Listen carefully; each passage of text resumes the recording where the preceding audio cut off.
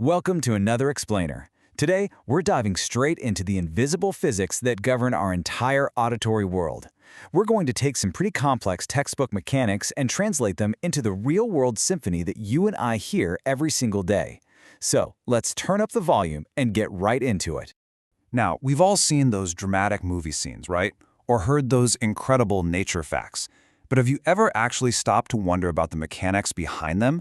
Like, how can a singer's voice literally shatter a solid glass? And how in the world do bats navigate perfectly in pitch-black darkness using just their ears? Well, today, we are going to reverse engineer these bizarre acoustic mysteries so we can finally understand the fundamental rules of mechanical waves. All right, let's kick things off with Section 1, Sound Waves and Echoes. To really understand the complex stuff later on, we first gotta master the absolute basics of how a wave behaves when it hits a wall and bounces back. Now, sure, we've all yelled into a canyon just to hear our own voice, but from a physics standpoint, an echo isn't just some lingering noise or a drawn-out reverberation like you'd hear walking through a massive tomb like the Taj Mahal. It is a very distinct, separate acoustic reflection. You literally have to hear the original sound completely stop before the reflected sound hits your ear, and that requires some highly specific environmental conditions. Here's where it gets really fascinating, because it all comes down to the limitations of human biology.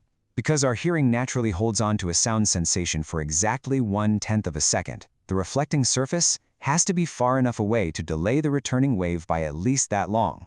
Since sound travels through the air at roughly 340 meters per second, the math tells us the obstacle must be a minimum of 17 meters away for that bouncing wave to actually register in your brain as a distinct echo. This is exactly why your living room doesn't echo, but a massive canyon does. Well, unless your living room is literally 17 meters long, in which case congratulations on the mansion. But this simple bouncing wave isn't just a cool party trick. It's constantly put to work in the real world. Take the principle of sonar, for example. Human fishermen, as well as animals like bats and dolphins, exploit this exact phenomenon. But they use high-frequency ultrasound. Because ultrasonic waves, which sit way above the 20,000 Hz limit of human hearing, can travel long distances in a straight line without getting absorbed, they're absolutely perfect for this. You send out a pulse, time the echo, and you can mathematically map out the entire ocean floor or hunt down your prey in total darkness. Moving right along, let's look at Section 2, Natural and Damped Vibrations. So we know how waves bounce, but what exactly happens to the physical objects creating them in the first place? Well, in theoretical physics, we talk about natural vibrations. The idea is, if you strike an object in a perfect vacuum where there's zero external resistance, it's going to vibrate forever with constant energy and a constant amplitude. But, we don't live in a perfect vacuum. In the real world, the surrounding air, water, or even internal friction acts as a massive resistive force. And that brings us to damped vibrations, which is what's actually happening all around us. Because, our physical reality is a bit messier. Just look at how the displacement time wave here doesn't stay uniform. The friction from the surrounding medium is constantly eating away at the object's energy. It essentially forces the amplitude, the actual height of the wave, to decrease over time. Ultimately, the object is going to stop moving entirely because it's lost all of its kinetic energy to heat. Okay, on to Section 3, the power of resonance. Now, what if we decided to fight back against that friction? What happens when we don't let a vibration die out, but instead we feed it perfect rhythmic energy? This actually brings up one of the most fascinating and terrifying safety rules in the military. When troops cross a suspension bridge, they are strictly ordered to break their step. Why? How could the mere rhythmic marching of human beings somehow collapse thousands of tons of steel and concrete? It sounds totally impossible, right? But it actually comes down to a very special, highly destructive physical phenomenon. That phenomenon is resonance. Basically, every single object from a massive bridge down to a tiny wine glass has a natural frequency. It's a preferred speed at which it wants to vibrate. If an external force, like the rhythmic stomping of heavy boots, perfectly matches that natural frequency, the object just drinks up that energy. So, if those troops don't break their step on a bridge, their forced vibrations can accidentally sync up with the bridge's natural frequency. This creates resonance, which amplifies the vibration more and more until the massive structure literally tears itself apart. And hey, this is exactly how a singer shatters a glass. They just sing a perfectly sustained note that matches the glass's natural frequency. You can actually see this transfer of energy working beautifully with two identical tuning forks mounted on sound boxes. Since they're identical, they share the exact same natural frequency. If you strike tuning fork A, it sends out these forced vibrations through the air, And because tuning fork B is a perfect match, it effortlessly absorbs that specific frequency and readily starts vibrating powerfully on its own, completely untouched. Honestly, it's like acoustic telepathy. Let's bring this all back home in Section 4, loudness, pitch, and timbre. We've talked a ton about the source of these waves, but let's decode how your ear actually perceives all this physics. All those complex textbook equations ultimately translate into 3 highly subjective experiences for you, the listener. We call these the big 3: loudness, pitch, and timbre.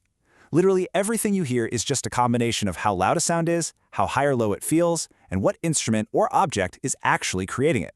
So let's break these down visually. Check this out. When you contrast a soft note with a loud note, the absolutely crucial takeaway is that loudness is strictly dictated by the height or the amplitude of the wave. Notice how the frequency is identical in both, but one wave is just way taller. More physical energy creates a larger displacement, which creates a taller wave. That taller wave pushes harder against your eardrum, and your brain simply interprets that heavy physical push as loud. Next up, pitch. How do we separate the booming thud of a bass drum from the piercing shriek of a whistle? While loudness was all about the size of the wave, pitch is determined entirely by the frequency, meaning how fast are those vibrations happening. A slow, low frequency creates a grave or flat note, while a rapid, high frequency creates a shrill or acute note. Looking at these traces, it's super clear. Both of these waves have the exact same amplitude, so to your ear, they're equally loud. But look at what happens when you squeeze way more vibrations into the exact same amount of time. The frequency just spikes. Your ear registers that rapid-fire succession of waves as a much shriller, significantly higher pitch. But wait a second. What if 2 completely different sounds have the exact same loudness and the exact same pitch? How do you automatically know if you're listening to a piano or a flute? Well, that brings us to quality, or timbre. Timbre is basically the acoustic signature of a sound source. It's the whole reason you can instantly tell the difference between your best friend's voice and a total stranger's, even if they're speaking at the exact same volume and pitch. And seeing the physical proof of timbre is just fascinating. A tuning fork produces a perfectly monotone, pure, smooth sine wave. It's just the principal fundamental frequency. But real-world instruments like a piano, they're messy. When you strike a piano key, you generate that primary note, sure, but it's instantly layered with dozens of smaller, secondary vibrations, all happening at the exact same time. The superposition of all those frequencies creates this complex, jagged waveform, and that right there is what gives the piano its incredibly rich, unique identity. And that brings us to our conclusion: music versus noise. So where do we actually draw the line between a genuinely beautiful song and a completely irritating nuisance? From a purely mathematical standpoint, they're really both just mechanical waves traveling through the air. However, our brains are wired to categorize regular, periodic, continuous sound waves as pleasing music. On the flip side, when we're hit with harsh, discontinuous, irregular successions of disturbances, we categorize that as noise pollution. You can literally see the visual chaos in that erratic noise wave, and it directly correlates to giving you an acoustic headache, kind of like dropping a heavy stone onto a tin roof. The amplitude and frequency are just jumping all over the place at random. Now compare that to the soothing, predictable rhythm of a musical wave, like something produced by a violin. Even though music is incredibly complex, it retains a distinct, periodic order that our brains inherently love to process and figure out. So, as we wrap up this explainer, I want you to do me a favor. Just look around the room you're sitting in right now. What invisible waves are bouncing off your walls at this exact moment, maybe failing to reach that 17-meter mark for an echo? And what forced vibrations out there might be subtly trying to resonate with your environment? The next time you hear a beautifully played chord, or even just a harsh, loud bang, remember the incredible, invisible mechanical physics performing right in front of you. Keep observing and keep listening.